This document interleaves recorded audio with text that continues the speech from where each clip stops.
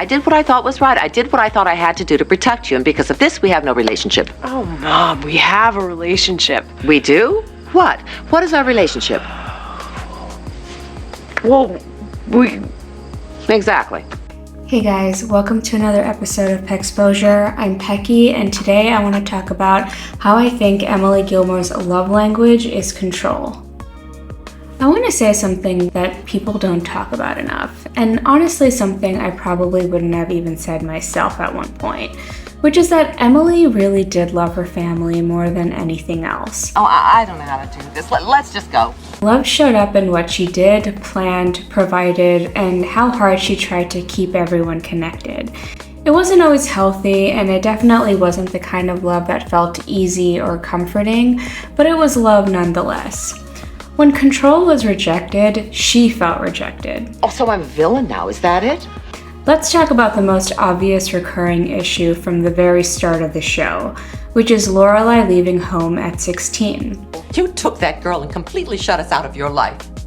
You wanted to control me. You were still a child. Lorelai left because she felt controlled and suffocated by Emily and Richard. They had strict rules, high expectations, and a very specific vision for the kind of life they wanted her to have. The cotillions, the structure, the status, all of it came with a plan that Lorelai never actually chose for herself. It should have been you up there. Nothing's turning out the way it was supposed to. What made it even harder for Lorelai was that Emily and Richard never really seemed interested in what she wanted for her own life. I know we're all upset here, folks, but maybe we should ask the kids what they think. Lorelai, Christopher, anything to add here? Quiet, they'll hear you. Not likely. I don't know how much longer I can just sit here like this. It's okay, let them talk. They're talking about us. They're trying to figure out what to do. What to do with our lives, our lives. Their focus was always on what was proper, what made sense, and what fit in the world they came from. There was this deep emotional disconnect where Lorelai felt unseen in her own family. The fact that she left with a newborn baby also says so much. By that point, she still felt trapped in the same dynamic, still being controlled and being treated like her life was not fully her own. Just now with a baby. I stopped being a child the minute the strip turned pink, okay? In a lot of ways, it was probably worse because having this baby at 16 probably brought on even more rigidness, resentment, and strain on their relationship. You do not leave your house when you're having a baby without telling your mother. You say, "Excuse me, Mom, I'm having a baby. Give me a ride to the damn hospital." But what stands out to me is that Emily never really seemed able to fully sit with and understand why Lorelai had to leave in the first place. From Emily's perspective, she was doing everything a mother was supposed to do. She and Richard provided financially, gave Lorelai access to good schools, planned beautiful parties, and gave her a privileged life. In Emily's mind, that was good parenting. So when Lorelai rejected that life entirely, Emily didn't read that as her daughter trying to survive or find herself and find her own path. She read it as defiance, ingratitude, and rejection. You hated us that much? What? You had to take that little girl away. That was bad enough, but to that? To live there in a shed like a hobo? Who uses the word hobo anymore? I saw it. I saw that horrible little pit you so proudly ran to. I saw what you chose over your own family. You would have lived in the gutter, in the street, in the cardboard box, anywhere, as long as you didn't have to be near us. Isn't that true? Mom? Isn't that true, Lorelai? Mom, I was very young, and I was very unhappy, and I needed to be someplace that wasn't here. Excuse me. It likely never made sense to Emily that the life she saw as secure and desirable could feel suffocating to her daughter. So when Emily put in all of this effort and got back resentment and distance, I think she just felt really hurt by that. Lorelai was experiencing it as, my mother doesn't care what I actually want. And honestly, she's not wrong to feel that way. But Emily may also have been doing all of that over-the-top planning and controlling because in her own distorted way, that was how she knew how to love. I spent a fortune on this party. I spent days planning it, making sure that every little detail was perfect. The food, the linen, the music. Let's talk about the Friday night dinners, because they weren't just dinners, they were Emily's way of creating consistency in a relationship that was always a little unstable. Since we are now financially involved in your life, I want to be actively involved in your life. And this was a surefire way for her to see Lorelai and Rory on a consistent basis. After Lorelai left home, Emily no longer had regular access to her daughter or granddaughter, and she didn't have that for 16 years. But with Friday night dinners, this became the guaranteed structure where she knew they would be there, in her house at the same time every single week. And I think that made Emily happier than she would ever openly admit. Friday night dinners were Emily's way of managing the fear that her family could disappear again. Because when your relationship with someone feels fragile, routine can start to feel like safety. If Lorelai and Rory showed up every Friday, then the family was still intact in some way. Maybe not in the warmest sense, but it was still there. There was this system holding it all together. That's also why Emily could be so intense about the dinners themselves. The dinner was a way for her to feel like she still had a place in their lives and that connection hadn't completely disappeared. So while Lorelai often experienced Friday night dinners as an obligation and control, which it was, I think Emily likely experienced them as stability. And I think it was actually something that she genuinely looked forward to every week. Let's move into the living room for our dessert, shall we? Let's shall. I think the most important thing to understand about Emily is that she already lived through her worst fear once, which was Lorelai running away from home. Lorelai didn't just go through a rebellious phase, she left. She moved out of the house, took her baby, and built an entirely separate life. And for Emily, that was a real loss. She lost the ability to be involved in her granddaughter's life and lost the sense of control she believed kept the family together. Even though the show doesn't spend a lot of time showing Emily processing that moment emotionally, we get little hints of it. Your mother couldn't get out of bed for a month. Did you know that? Did you? No. There's this constant tension underneath her behavior, this subtle desperation to keep Lorelai and Rory close in whatever way she can.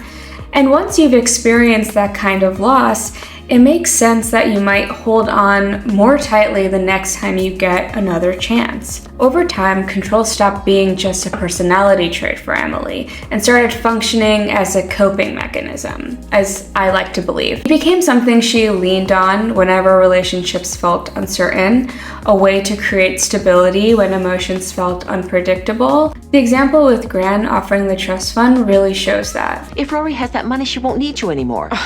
I don't know, Mom. She's 16. There's still a couple of ways I might come in handy, you know, buying the beer, that kind of stuff. Well, I'm glad you think losing your daughter is so funny. Mom! She'll be self-sufficient. She won't need you to pay for anything. She won't have to turn to you. Everything in a relationship isn't about money, Mom. And I think that fear stayed with her for the rest of the series, shaping the way she loved, always having strings attached, usually involving money. It was her attempt to keep her family from slipping away again. Mom, why do you want to loan me money? All it would require is the three of us sit down and hash out the details. Obviously, we want to get together with you from time to time to see how things are progressing, but we wouldn't become pests about it. Mom, why don't we just talk about it Friday night at dinner? So our Friday night dinners are going to continue then? One of the most interesting things about Emily is how different she can be with Rory compared to Lorelai. With Rory, we see a much softer version of her. She's warmer, more patient, and more generous. And I don't think that's because she loved Rory more. Maybe she did. But I think it's because Rory was more accepting, or at least more tolerant, of the world Emily came from. Rory didn't push back against the structure in the same way Lorelai did. And she humored them on a lot of stuff they wanted. Emily didn't have to fight as hard to keep their relationship intact. Rory was always open to it. With Rory, the dynamic felt easier and more stable. And when someone meets you halfway, it's much easier to be gentle with them. There's also something deeper happening here. Rory represented a second chance for Emily. Rory allowed her in her life in a way that Lorelai never did. And that acceptance created a sense of safety for Emily. And I think that contrast tells us something really important about Emily. When she feels secure in a relationship, she softens a little bit. Is it something special? Do you like it? Yeah. Then it's something special. You know, Rory looked so lovely tonight. She did, didn't she? I just can't get over how she's grown up into that little woman who walked out of here. I know. You know what, Mom? I made the dress. You did a lovely job. Thank you. With Rory and the dress.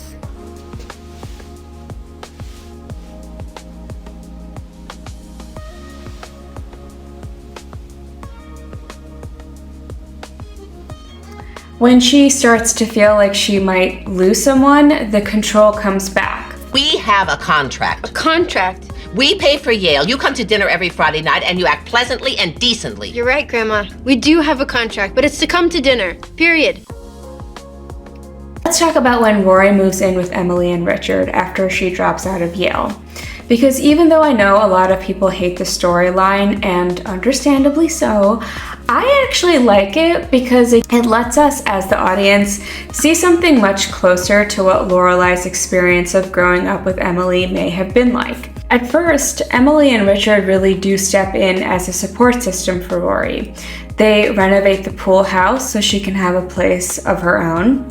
They help her get a lawyer for her yacht fiasco. Emily drives her to community service, and Emily even helps her get a job at the DAR. They gave her structure, resources, and a sense of direction at a moment where she clearly feels lost. And honestly, I think this is probably the kind of support Emily would have offered Lorelai too if Lorelai was in a similar situation. But the difference is that Rory is much more willing to accept it, where Lorelai would have pushed back on it much more. We also see how fiercely loyal Emily is when she finds out what Mitchum said to Rory. She doesn't hesitate to confront Shira. You were a two-bit gold digger fresh off the bus from Hicksville when you met Mitchum at whatever bar you happened to stumble into. Emily wasn't only concerned with appearances or social standing at that moment. When it came to her family, she was willing to turn against the very world she usually tries so hard to maintain. But of course, things start to change once Rory is living there for longer, and this is where Emily's old patterns begin to really show. It's almost like Emily was reliving the past in real time and trying to prevent the same story from happening again. The more invested Emily becomes, the more afraid she seems to get, especially once Logan becomes a bigger part of Rory's life. That's when Emily's grip starts to get tighter, and I think that tightening is coming from fear more than anything else.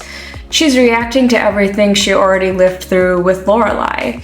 And the more scared Emily gets, the more controlling she becomes, and when she loses control, she can get pretty upset. My fault that Rory dropped out of Yale. It's my fault that she didn't go back. It's my fault that she's with Logan. It's my fault that she's not happy. It's my fault. It's all my fault. It's not your fault. That's right. It's not my fault. I did nothing but take care of her. I bought her clothes. I got her a job. I guided her. I threw parties for her and introduced her to new people, new things, and she just... The way she talked to me, you would have been very proud. No. Oh, yes. She looked at me just like you used to, with that defiant, who are you to be telling me what to do sort of look. Then she left, packed her things, moved out when I wasn't even there to see her go. No thank you, no goodbye. I lost her like I lost you feels remarkably similar to me. You didn't lose her like you lost me. She just went back where she belonged. And you didn't lose me. I find myself wanting to be more forgiving of Emily the older I get, because I can see how much of her behavior came from fear and from wanting to hold her family together. But at the same time, I don't think we have to excuse all of her actions to understand them. Her intentions may have been loving, but the way that love showed up sometimes was still suffocating and at times, most times, very manipulative to the people around her. She wasn't trying to hurt her family. I think she was just trying to keep them close, even if the way she did that sometimes pushed them further away. If you like this video, please like and subscribe. I've been really enjoying making these and I'd love to keep doing more of them. Every like and new subscriber genuinely makes me so happy and excited. So thank you so much for being here. And if you have thoughts on Emily or on anything else, definitely leave me a comment below. I'd love to know what you think. Also, if you like my shirt, it feels very spring to me. I got it on Rent the Runway, and you can use my code in the description for 50% off of your first month, or just click on the link and it'll take you there. And follow me on Instagram. Send me a message if you found me through YouTube. I'd love to be friends. So let's stay in touch. Let's like have like a little Gilmore Girls coffee drinking community. You know what I'm saying? That's all for now. Thank you so much for watching, and I'll see you guys next time. And the sun is definitely starting to set, so sorry if the lighting is a little off. All right, see you guys. Bye.